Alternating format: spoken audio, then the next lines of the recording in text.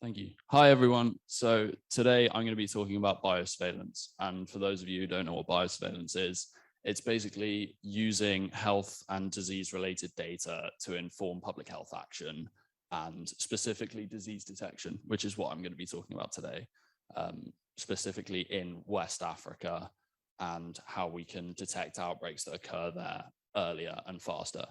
And this has a very public health slant to it. It can be kind of applicable to everyday disease outbreaks you would get in these countries or a potential GCBR event that could occur.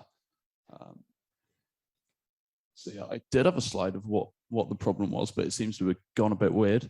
So basically the problems that we have at the moment is that we are unable to detect outbreaks quickly enough in order to prevent them from spreading globally.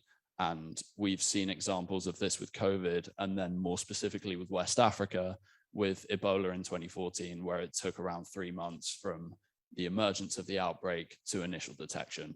By that point, it had already spread throughout populations within West Africa and eventually spread to 3 different continents.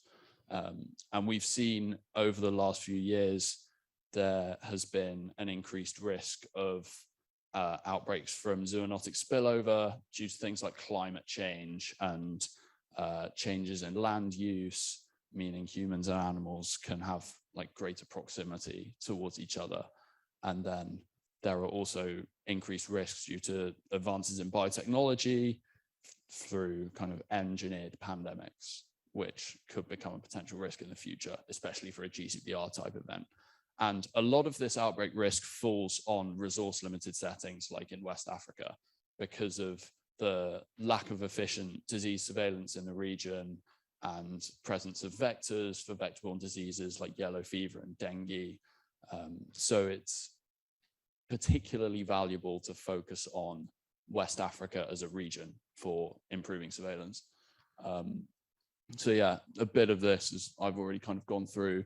You've got diseases such as Ebola and Marburg and anthrax, which are very virulent, can be fatal to a large proportion of those who get infected.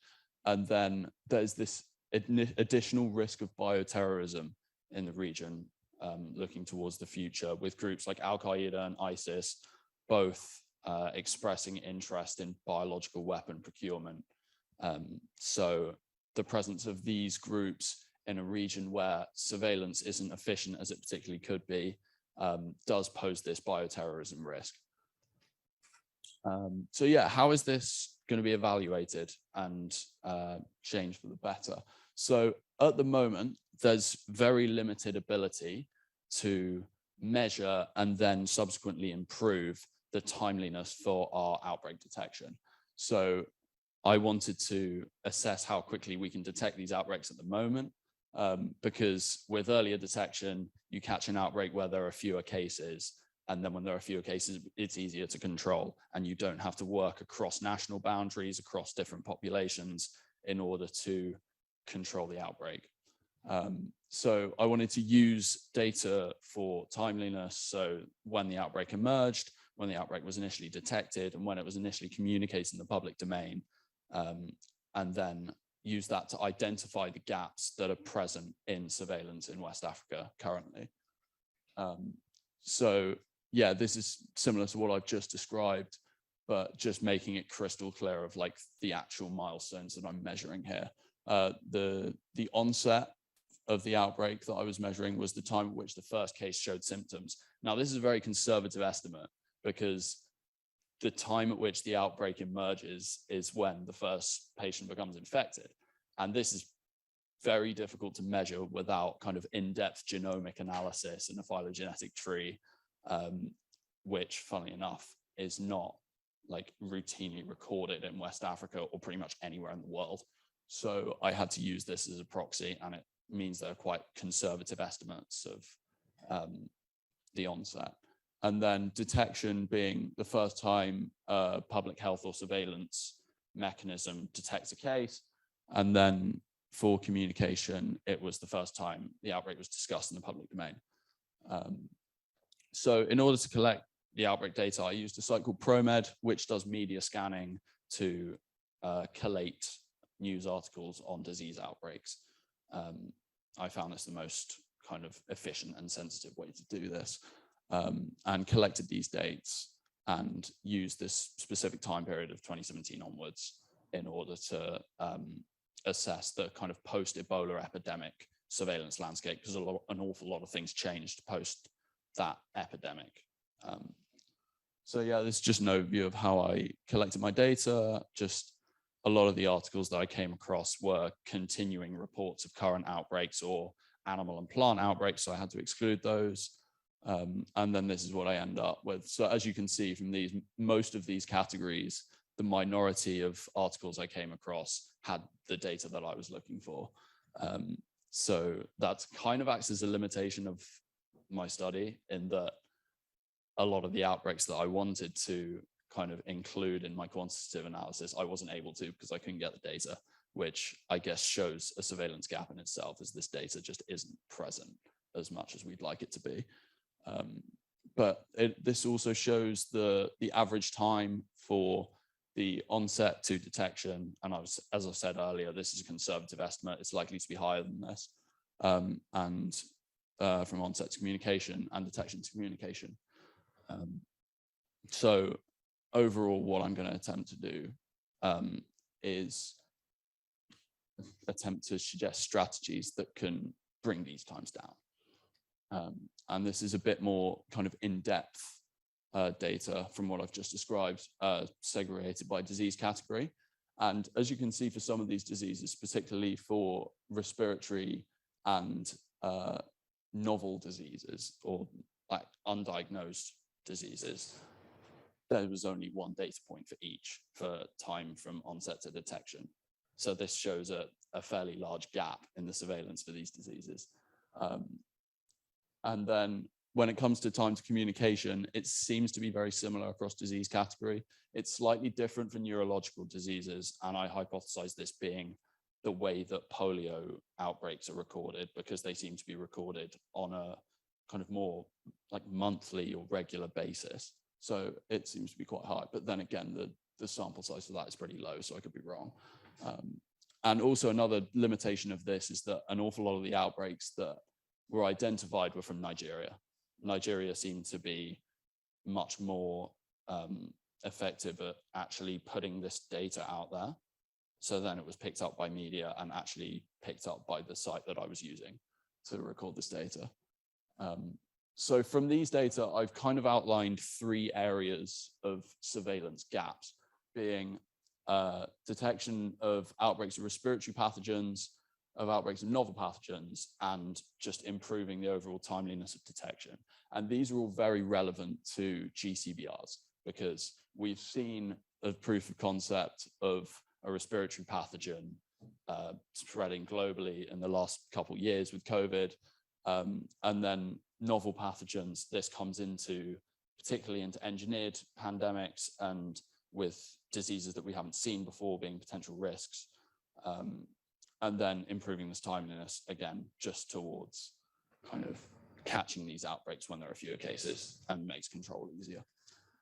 So then looking more specifically about the current status quo in West Africa, in 1998, the WHO devised this system called Integrated Disease Surveillance and Response. And it's basically a collection of guidelines and strategies for disease surveillance, which are tailored towards West Africa as a low resource environment. And the strategy is designed to work. They're not particularly focused on new technology. They're used in order to be as effective as they can, given the resources that are present. But the implementation of these strategies is pretty variable across the continent. And so what I wanted to do was go through the strategies present in this framework and suggest ones that should be priorities for implementation to serve the purposes that I described before. So this is an outline of the strategies that are present within IDSR.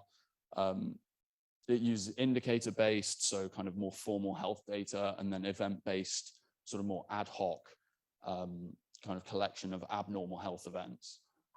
So for indicator-based surveillance, kind of detection within clinics and collecting data on diseases that come through on a more regular basis, and then event-based surveillance, such as using hotlines within the community or scanning of media for kind of outbreak reports. And then this other strand, which is community-based surveillance, which is kind of empowering members of the community to report abnormal health events. And this has its benefits in that it's able to be done before someone, like a patient of an outbreak, makes it to a clinic. This kind of outlines the times of these events more clearly. And the idea of what we wanted to do was suggest strategies that are occurring or like are used prior to people presenting to hospitals. So I used kind of 3 metrics to evaluate the strategies in IDSR, whether they detect events that occur before this kind of presentation to healthcare facilities, and are they able to detect novel pathogens, and are they relevant to GCBR type events? And I scored each of them 0 to 2 based on that. These strategies that were shown in the diagram before. And then the ones with the highest scores, I would say these would be priorities for implementation. So these strategies are the indicator-based strategies that are very much looking at like kind of formal health-related data, and a lot of them score fairly poorly on timeliness due to them often being utilized within healthcare facilities. Animal diseases, they can be prior to human outbreaks. So these can be kind of interesting indicators for that as well, and that they can be done before humans actually develop disease. And these are for the event and community-based surveillance systems. They score a lot higher on timeliness and for kind of GCBR type of novel events, because of they're not focused on particular diseases. They can be done for kind of abnormal health events, which just seem strange at the time, but we don't know particularly what's causing them. So yeah, just quick summary before I finish. I know I've gone over, but this shows how timeliness is so important in developing surveillance and detecting these diseases. And there are certain strategies, particularly event and community-based surveillance strategies within IDSR, that should be prioritized for implementation going forward. And yeah, I know I've gone over, but I just want to say a massive thank you to Sophie, my supervisor or mentor for this, who's been fantastic. And we've had some brilliant discussions regarding this stuff. And thanks to all of you guys for making the last 9 weeks how it's been. Thank you.